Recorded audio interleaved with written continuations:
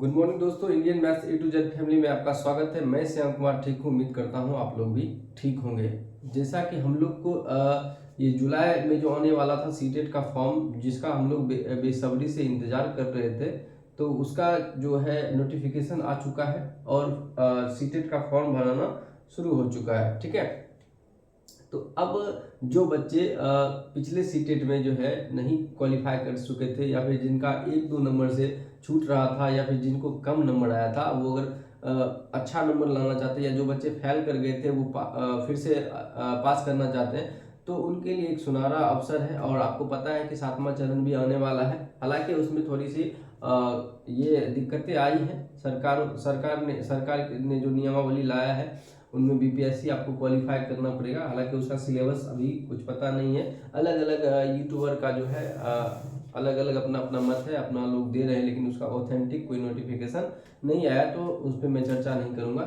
चर्चा का विषय ये है कि नोटिफिकेशन आ चुका है, आप लोग फॉर्म भरें। ठीक है, और अभी से तैयारी में लग जाएं। जो कसर आपने पिछली बार छोड़ा था वो इस बार जो है आप उस सब का बदला ले। ठीक है, और अच्छी तरीका से तैयारी करें। और इस बार जो है टारगेट बनाएं कि 150 में 135 140 नंबर लाएंगे, और अभी से लग जाएंगे तैयारी के लिए। ठीक है, तो तैयारी तो आपको पता ही होगा। अगर आप पिछली बार 1-2 नंबर से चुके होंगे, या जो बच्चे को पास मार्क्स से 1-2 नंबर ज़्यादा सिलेबस तो आपको पता ही है, फिर भी मैं थोड़ा सा एक बार हिंट कर दे रहा हूँ कि कैसे तैयारी करना है और किस तरह से पढ़ना है। ठीक है, तो सबसे पहले देखिए मेजोरिटी के तौर पे जैसे सीडीपी आता है। सीडीपी 30 मार्क का जो आपका होता है, सीडीपी ठीक है, 30 मार्क्स का जो होता है, ये अहम रोल रखता है। फिर लैंग्वेज 1 और लैंग्वेज 2 आपका होता है। लैंग्वेज 1 लैंग्वेज 2 ये भी 30 मार्क्स का होता है। ठीक है, 30 मार्क्स का होता है। ईवीएस आपका जो होता है ये 30 मार्क्स का होता है। और उसके बाद जो है देखिए मैथ्स आपका जो होता है ये भी 30 मार्क्स का होता है। ठीक है, अब ध्यान से समझने वाली बात ये है कि जब सभी 30 मार्क्स के होते हैं, ठीक है, तो इसमें से आपका जो है हर सेक्शन में 15 मार्क्स जो होता है उस चैप्टर से होता है, और 15 मार्क्स पेडागोजी होता है। 15 मार्क्स क्या होता है? पेडागोजी होता है। ध्यान से समझिएगा, ये मैं आपको 1 to 5 का बता रहा हूँ। ठीक है, फिर 6 to 8 में भी कोई ज़्यादा चेंजिंग नहीं होता है, यहाँ से चेंजिंग होता है। ठीक है, जो बच्चे साइंस लेना चाहेंगे यहाँ तक तो लगभग सेम ही होता है। यहाँ इसके आगे जो बच्चे अपना साइंस लेना चाहेंगे वो साइंस लेते हैं। ठीक है, जो मैथ्स साइंस लेना चाहेंगे वो मैथ्स साइंस लेंगे। ठीक है, तो हम इन चीज़ों को सिर्फ ये शॉर्ट में आपको बता देना चाह रहे हैं कि सिलेबस अगर आपका ये है, ठीक है, तो इसको कैसे पढ़ा जाए कि आपको 140 नंबर प्लस का आ जाए। ठीक है, 140 नंबर आप रखिएगा तो 135 130 पे आके अटक जाइएगा। ठीक है, समझिए। अब समझिए ये सीडीपी, देखिए CDP child development and pedagogy बहुत ही इंटरेस्टेड चैप्टर है। और अगर आप इसमें अच्छे से पढ़ते हैं इसमें, तो आप 30 में 30 नंबर ले आइएगा यहाँ से। ठीक है, इसको आप 30 में 30 ही मान के चलिए, क्योंकि बच्चे 30 में 30 लाते हैं। मैं ऐसे ही नहीं मैं फेंक रहा हूँ कि नहीं, मतलब 30 में 30 कैसे लाएगा, बच्चे ला रहे हैं 30 में 30। ठीक है, फिर भी आप 30 में 30 नहीं लाइएगा तो 28 तो ला ही सकते हैं ना। ठीक है, तो 28 नंबर तो आपको सीडीपी से मिल गया। ठीक है, अब समझिए ध्यान से लैंग्वेज 1 और लैंग्वेज 2। यहाँ पर देखिए, अगर लैंग्वेज 1 और लैंग्वेज 2 की बात करें तो पेसेज दोनों में रहता है। पेसेज दोनों में रहता है और पेडागोजी तो रहता ही है। तो पेसेज अगर आप देखिएगा तो यहाँ से आप हिंदी का अगर बात करें तो हिंदी इतना आसान होता है, अगर थोड़ा सा पढ़ के जाए तो पेसेज से तो आप 15 नंबर का क्वेश्चन बना लीजिएगा और 15 नंबर पेडागोजी हो जाएगा। लगभग अगर 2 पेसेज की बात करें, 2 पेसेज रहता है तो 2 पेज 6 दूनी 12 नंबर वहाँ से आ जाएगा। अगर 5-5 नंबर ही लगते हैं तो 5 दूनी 10 नंबर आपको पेसेज से मिल जाता है। 5 नंबर के आसपास जो है ग्रामर रहता है। कभी कभी 12 नंबर रहता है पेसेज से, तो 3 नंबर ग्रामर से रहेगा। अगर 10 नंबर का पेसेज रहेगा तो 5 नंबर ग्रामर से आपका रहेगा, और 15 नंबर तो आपका पेडागोजी से हो गया। तो आप आसानी से देखिए इसमें भी 25 प्लस मार्क्स ला सकते हैं, 25 प्लस। ठीक है, और 25 प्लस मार्क्स इसमें रख लिए। देखिए थोड़ा सा यहाँ पे चूज करने में आप लोग थोड़ा सा ध्यान रखिएगा। जिसका इंग्लिश मान लीजिए वीक है तो आप संस्कृत ले लीजिएगा। ठीक है, या फिर जिसका संस्कृत वीक है, इंग्लिश ठीक है, तो वो अपना इंग्लिश ले सकते हैं। तो थोड़ा लैंग्वेज का जो जब आप सिलेक्शन करते हैं फॉर्म भरते समय, तो वहाँ पे सोच समझ के आप अपने हिसाब से कि आप किसमें मतलब कंफर्ट फील करते हैं, कंफर्ट जोन आपका कौन सा है, इंग्लिश है या संस्कृत है, इस तरह से अपना देख लीजिएगा। ठीक है, यहाँ तो आपको समझ में आ गया।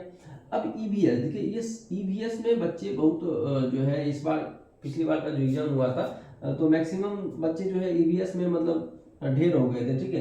क्योंकि थोड़ा सा सिलेबस से बाहर हो गया था, इस कारण से भी थोड़ा सा इधर उधर हुआ बच्चा, ठीक है। लेकिन आप सिलेबस में देख रहे हैं तो ईवीएस को आप बहुत ज़्यादा मात्रा में पढ़ें, ठीक है, और इस पर थोड़ा सा फोकस करें, ठीक है।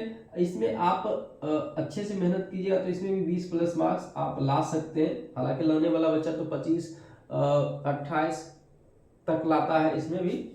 और मैथ देखिए, मैथ इतना अच्छा सब्जेक्ट है, इसमें आप 15 मार्क्स आपका न्यूमेरिकल्स का हो जाता है और 15 मार्क्स पेडागोजी का होता है, ध्यान समझिएगा मैथ में।